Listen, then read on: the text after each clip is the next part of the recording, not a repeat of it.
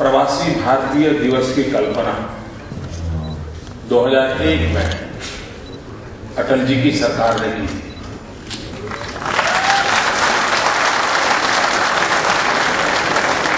और 9 जनवरी इसलिए पसंद किया था कि 1915 में महात्मा गांधी 9 जनवरी को हिंदुस्तान वापस आए थे और भारत आकर के उन्होंने, और वो ही हमारे लिए बहुत बड़ा इंस्पिरेशन है कि बैरिस्टर के रूप में विदेश गए हुए महात्मा गांधी 9 जनवरी को आकर के देश की बहुत बड़ी सेवा की, पूरी मानव जात की सेवा की थी। ये 9 जनवरी सदा सर्वदा विश्व भर में फैले हुए हमारे भाइयों बहनों को प्रेरणा देती रहे, इसको ध्यान में रखते हुए ये प्रवासी भारतीय दिवस प्रारंभ हुआ है। और आज हम 9 जनवरी को है, तब मैं भारत सरकार से प्रार्थना करता हूं कि 1915 में महात्मा गांधी जी आए थे, तो 2015 में उसकी शताब्दी का वर्ष होगा। मैं इस समारोह के लिए गुजरात में आपको आने के लिए निमंत्रण देता हूं।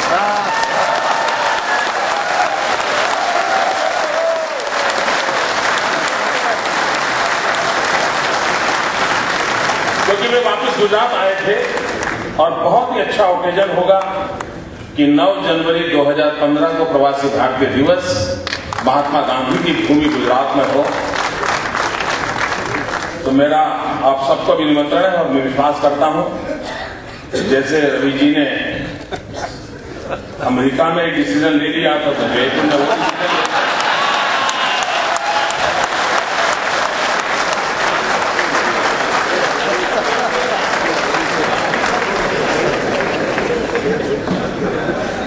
गहलोत जी को राष्ट्रपति जी के रिसीव करने के लिए एयरपोर्ट जाना है, लेकिन वो मुझे कह रहे थे कि मोदी जी आपको सुन करके जाऊंगा।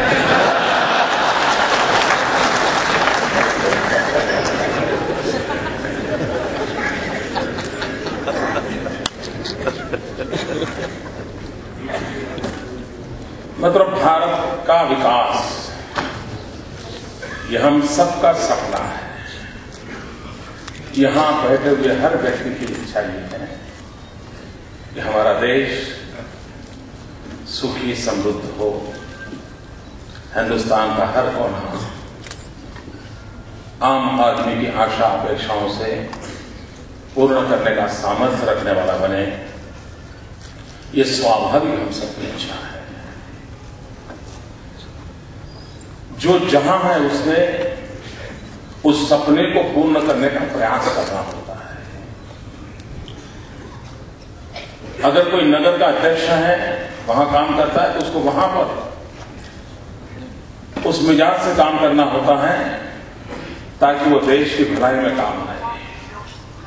और इसलिए गुजरात का मंत्र रहा है, भारत के विकास के लिए गुजरात का विकास।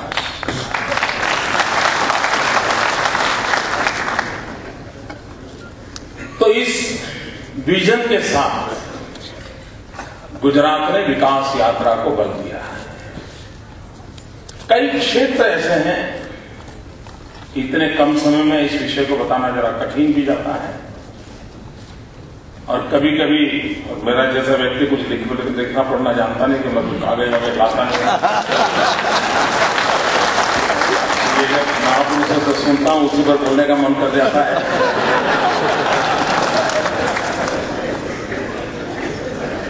मित्रों, दुनिया में 4 सरकार ऐसी हैं जिन्होंने क्लाइमेट चेंज के संबंध में बहुत सीरियस नेचर का रिस्पॉन्ड दिया है, बहुत सेंसिटिव एटीट्यूड रखा है। और उन 4 सरकारों में एक गुजरात सरकार है जिसका क्लाइमेट चेंज डिपार्टमेंट अलग है।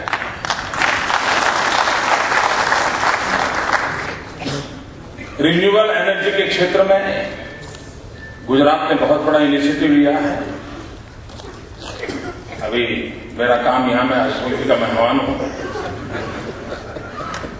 अच्छा बुरा बोलना ठीक बात है नहीं।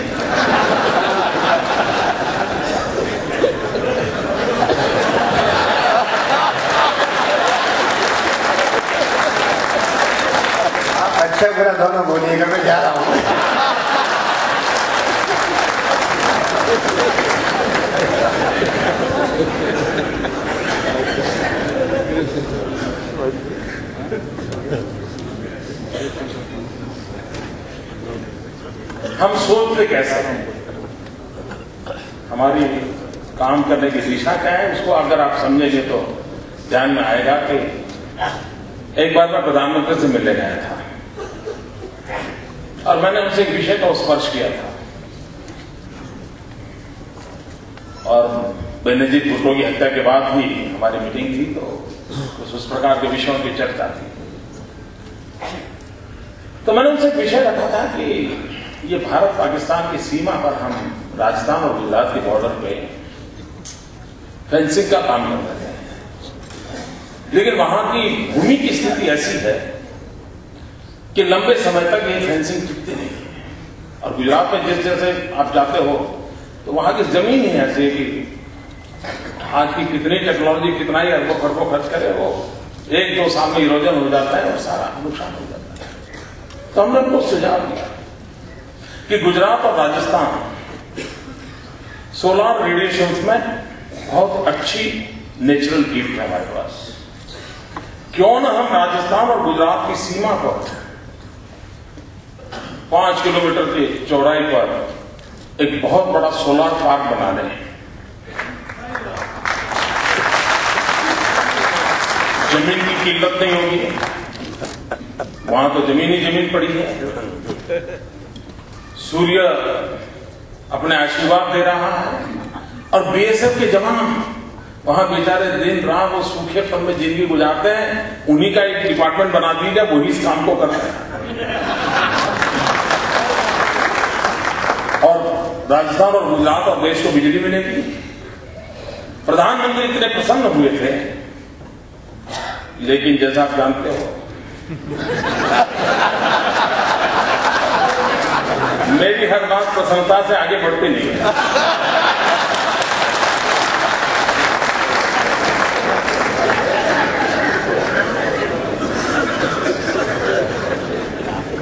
तो मैं फिर बीएसएफ वालों के पीछे पड़ा, मैंने कहा भाई आपके पास टेम्पलेट और स्टाफ होता है, इस बात को मुंह कीजिए आप। अच्छा होगा गुजरात और कितना बहुत बड़ी सेवा देश की हो सकती है और बिल्कुल रेगिस्तान में हो सकती है। यह कहने का तात्पर्य यह है कि हम जो कहते हैं ना, हम भारत के विकास के लिए गुजरात का विकास करते हैं, तो जब मैं गुजरात का सोचता हूं मैं राजस्थान का भी सोचता हूं।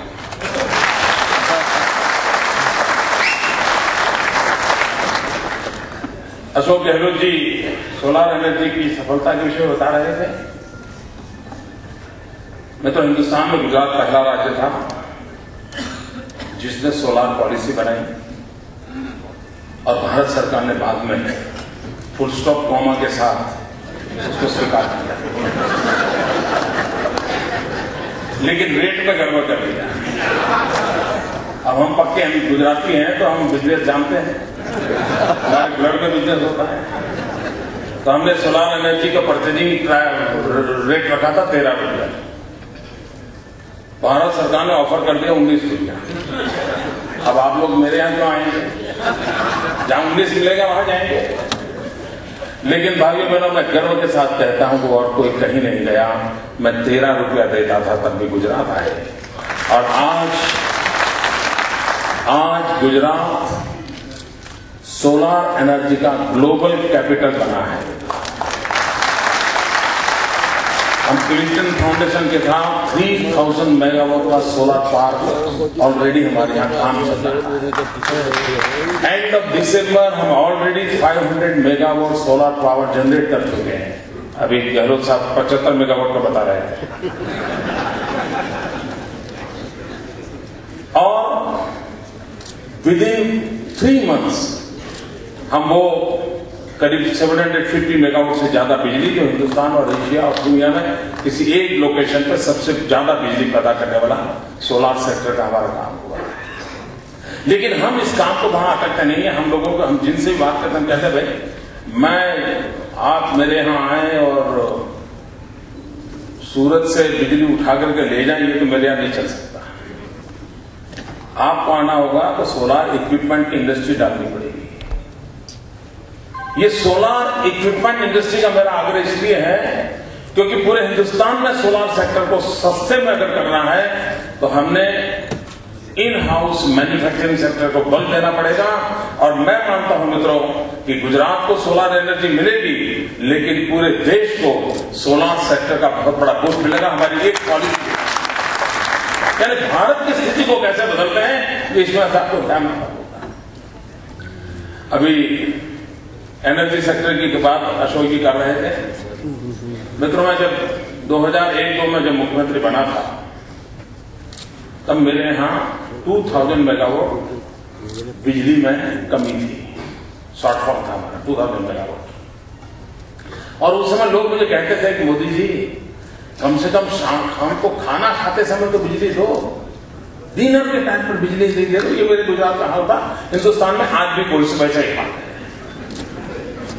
मैं तो हमने ठान ली कुछ करना है। हमने एक ज्योतिग्राम स्कीम बनाई, and Gujarat is only state in the country जहां 24/7 आज गुजरात के हर कोने में बिजली उपलब्ध है।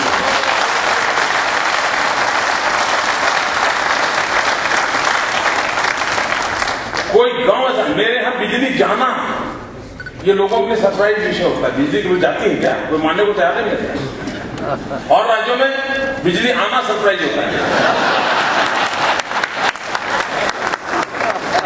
लोग बस में ट्रेन में चर्चा करते हैं कि पिछले मंगल को आई थी।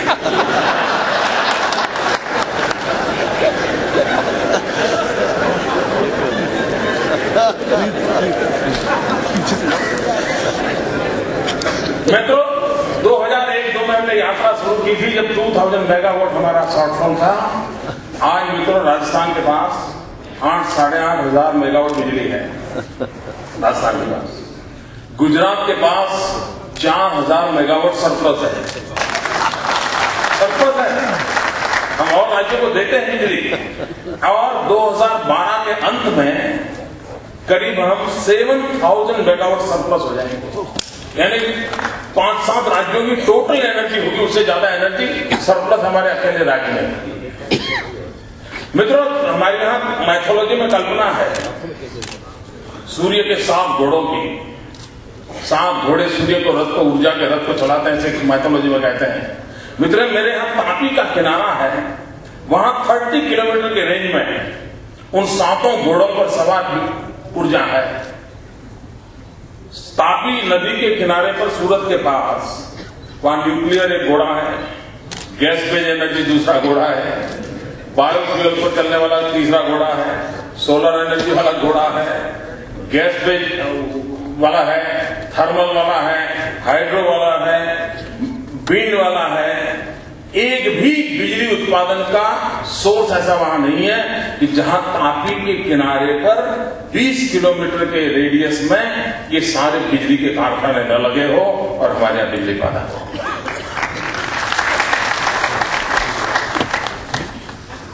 मित्रों, हमने गांव को बिजली दी। पिछले बजट में भारत सरकार ने घोषणा की थी कि वो हिंदुस्तान के 3000 गांवों में ब्रॉडबैंड कनेक्टिविटी का पायलट प्रोजेक्ट कराएंगे। पूरे हिंदुस्तान के 6 लाख गांव हैं। भारत सरकार ने बजट में कहा था लास्ट मार्च में कि 3000 गांवों में ब्रॉडबैंड कनेक्टिविटी का पायलट प्रोजेक्ट करेंगे। आप सबको जानकर आनंद होगा, 2009 से गुजरात के सभी 18,000 विलेजेज में ब्रॉडबैंड कनेक्टिविटी है।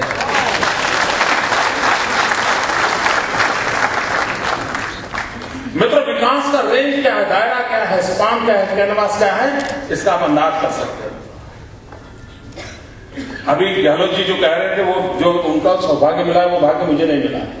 बड़े गर्व से कह रहे थे दिल्ली उनको क्या देता है, आशीर्वाद कौन देता है, प्रधानमंत्री क्या देते हैं, दिल्ली की सरकार क्या देती है। बड़े गर्व से कह रहे थे। वो सौभाग्य मेरे गुजरात को नहीं है, मुझे कुछ नहीं मिलता। हमें अपने बलबूता पर साहब मेहनत करके कमाना। भाई कुछ शिक्षकों को स्कूल बनाने हैं तो कुछ कमरों के लिए पैसे दे दीजिए, या कहेंगे भी गरीबों को बांटने के लिए गेहूं दे, ऐसा सब शिक्षा लिखते हैं। तो मुझे तो लिखता नहीं, क्योंकि मिलता कुछ है नहीं तो कहेगा लिखता। मैंने उनको एक चिट्ठी लिखी 1 साल पहले। हमने रखा प्रधानमंत्री जी ये सैटेलाइट हमारे देश के आकाश में है, हमें एक सैटेलाइट दे दो। आपको हैरानी होगी मित्रों, इस राज्य के अंदर 21वीं सदी में एक स्टेट ऐसा भी है जो भारत सरकार को प्रार्थना करता है कि मुझे सैटेलाइट चाहिए। अब भारत सरकार को परेशानी हो गई कि भी रोड बनाने के लिए पॉलिसी होती है, उसमें तो हाँ कहे ना कहे तो रास्ता, इसमें क्या करे, पैसा मांगने वाला कोई है ही नहीं। साल भर लग गया, क्या करें। आखिर के अभी 1 महीने पहले भारत सरकार ने निर्णय किया कि फालतू में लटक रहे हैं तो कुछ तो दे दो यार, भाग रहा है तो। और अभी भारत सरकार ने हमें 1 ट्रांसपोर्टेंट यानी करीब 36 मेगाहर्ट्ज कैपेसिटी हमें प्रोवाइड की है। मैं इसका उपयोग मित्रों पूरा गुड गवर्नेंस के लिए, टेक्नोलॉजी का उपयोग करने के लिए करने वाला हूं, लॉन्ग डिस्टेंस एजुकेशन के लिए करने वाला हूं, टेली मेडिसिन के लिए करने वाला हूं, टेली एग्रो सिस्टम को डेवलप करने के लिए करने वाला हूं। शायद हिंदुस्तान के अंदर एक नए पहलू का प्रारंभ हो जाएगा, ये मेरा विश्वास है। बदलाव कैसे लाया जाता है? अब हमारे यहां, मुझे बात तो उतनी फिक्र नहीं है जितनी अशोक जी के पास है कि इतनी स्कूल चालू हुई, इतने टीचर हो गए, इतने लंबा रहा था, हमारे पास तो नहीं। लेकिन हम इतना बताते हैं, हम जब 2001 में आए तो मेरे यहाँ 11 यूनिवर्सिटी थी, आज 41 यूनिवर्सिटी है। 41 यूनिवर्सिटी। और यूनिवर्सिटी में भी हमने, हमारी सोच क्या है, हमने एक यूनिवर्सिटी की है फॉरेंसिक साइंस यूनिवर्सिटी। दुनिया में गुजरात इज ओनली प्लेस जहां पर फॉरेंसिक साइंस यूनिवर्सिटी है। और आज दुनिया की सभी सिक्योरिटी एजेंसीज, दुनिया की मैं बहुत जिम्मेवारी के साथ होता हूं, वो हमारी फॉरेंसिक साइंस यूनिवर्सिटी के साथ काम करती है। मित्रों पूरे विश्व में 15 मिलियन टीचर्स की जरूरत है। पूरे विश्व को जरूरत है, टीचर्स नहीं है लोगों के पास। मैथ साइंस के टीचर अवेलेबल नहीं है, सारे दुनिया को टीचर्स की आवश्यकता है। मित्रों हमने सपना देखा है कि हम भविष्य में गुजरात से टीचर एक्सपोर्ट करें।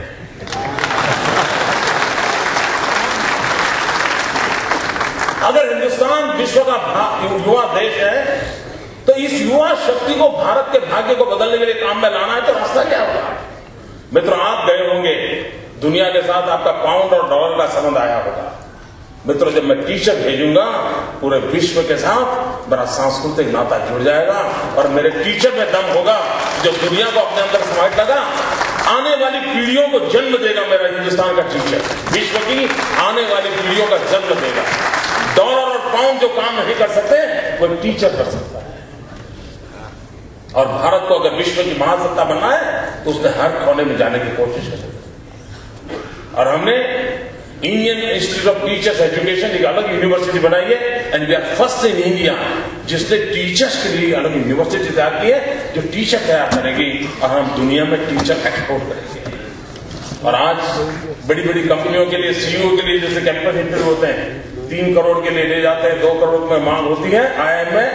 मित्र मैं वो दिन देखता हूं जब मेरे यहां टीचर का कैंपस में इंटरव्यू होंगे और लोग 2-2, 4-4 करोड़ रुपए लेकर के टीचर को ले जाएंगे। वो सपना।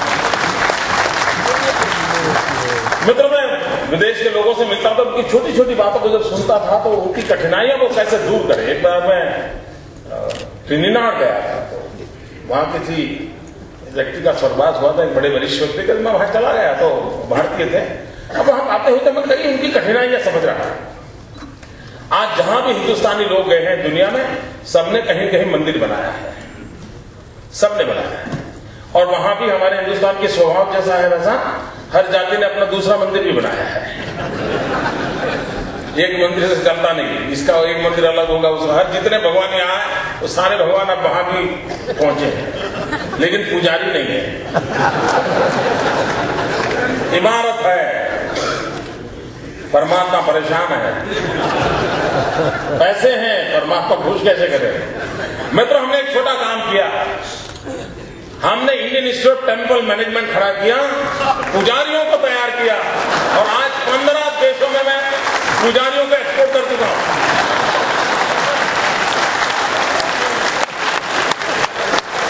आप हमें क्या दें वो बात का विषय है, हम आपको क्या दे सकते हैं इसकी सोच के साथ हम काम करते हैं।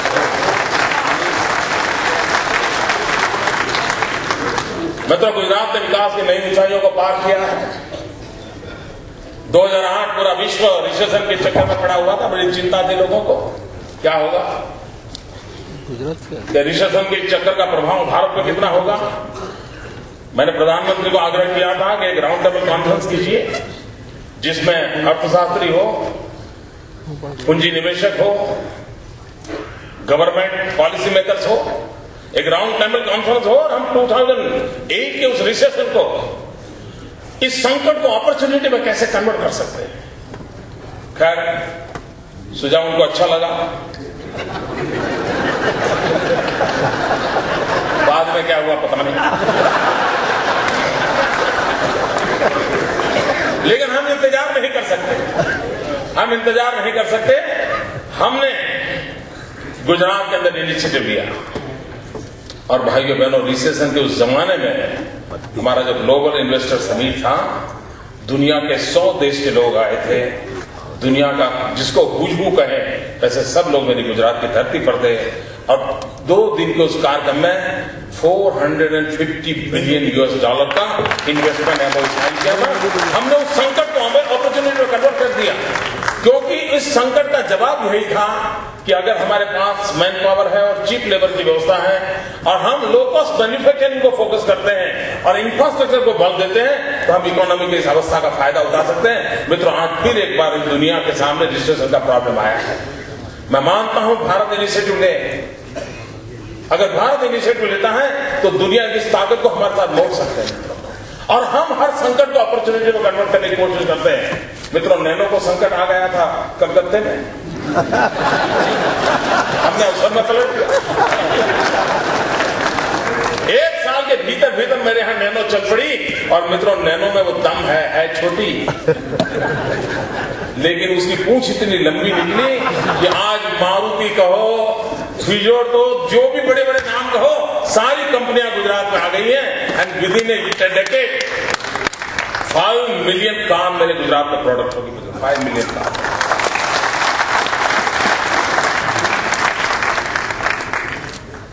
अब गुजरात किसी जमाने हमारी पहचान क्या थी? हमारी करीब करीब पहचान मारवाड़ियों जैसी ही थी। हम गुजरात यानी ट्रेडर, हमारी छवि यही थी, गुजरात यानी ट्रेडर। एक जगह से लेते थे, दूसरे को देते थे, बीच में खाते थे। यही था काम हमारा। हमने उसकी छवि बदल दी, ट्रेडर स्टेट को हमने इंडस्ट्रियल स्टेट में कन्वर्ट कर दिया और आज हम मैन्युफैक्चरिंग सेक्टर में जल, थल और नभ को छू रहे हैं। आज दिल्ली के अंदर जो मेट्रो की चर्चा हो रही है, जिस मेट्रो की चर्चा बहुत बड़ी हो रही है, आपको आनंद होगा जान करके वो मेट्रो मेरे गुजरात में बनती है।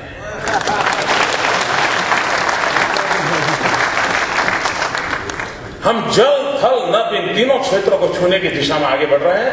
मित्रों, कहीं पर भी जाइए, हमारी पहचान थी किसी समय, मैं ज्यादा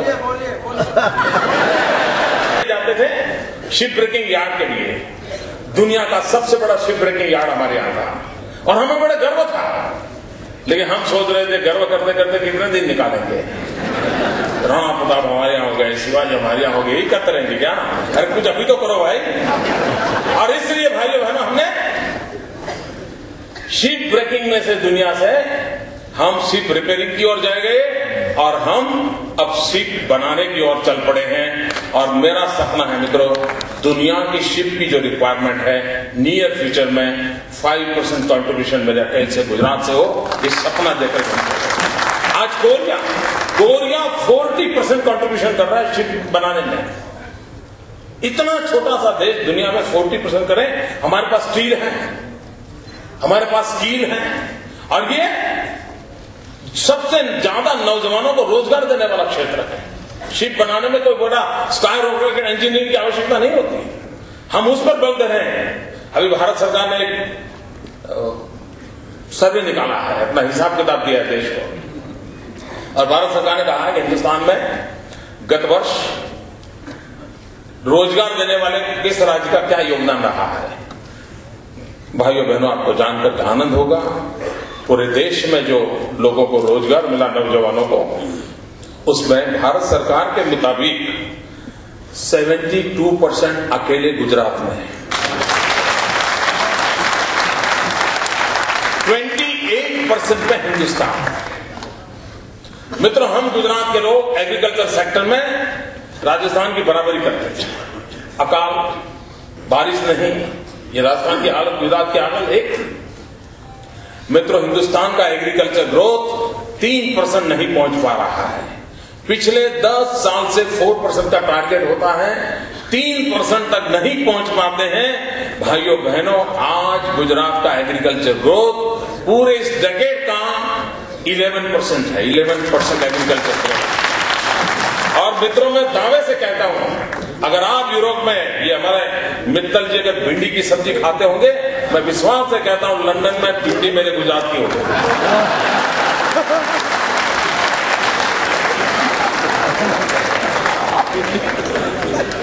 मित्र, अफगानिस्तान में हम टमाटर एक्सपोर्ट करते हैं। अंडे को ट्रांसफर करना कितना तकलीफ होती है, और टमाटर उससे भी ज्यादा तकलीफ होती है। मित्रों, मिल्क में हमने जो काम किया है, मिरेकल किया है।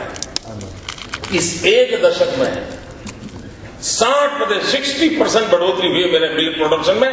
और आज दिल्ली का कोई नेता गुजरात का दूध पिए बिना बड़ा नहीं होता।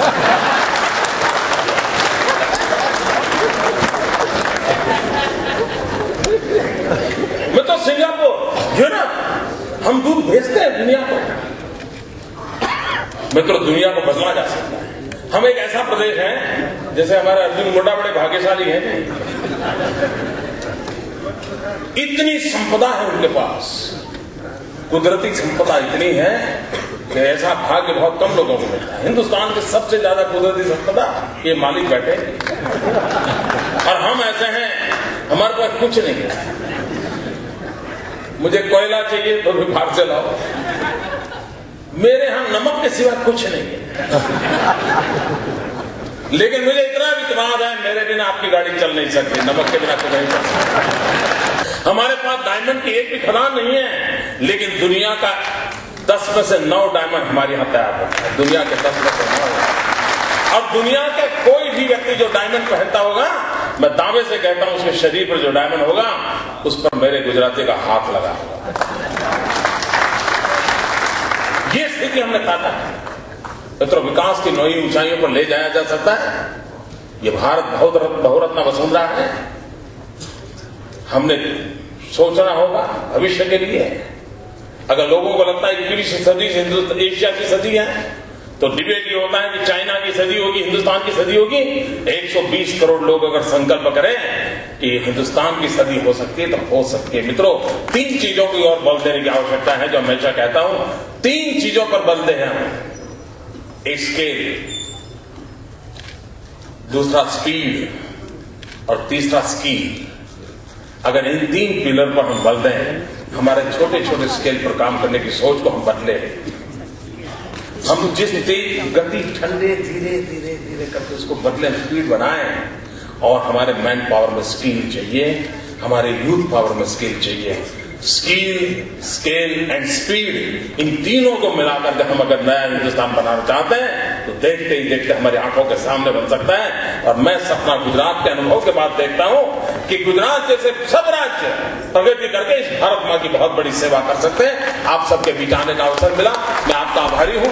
इसके बाद इसी भवन में आर्ट गैलरी है, उसमें गुजरात का सेशन होने वाला है, वहां मिलजुल करके गप्पे मारेंगे। धन्यवाद मित्रों, थैंक यू।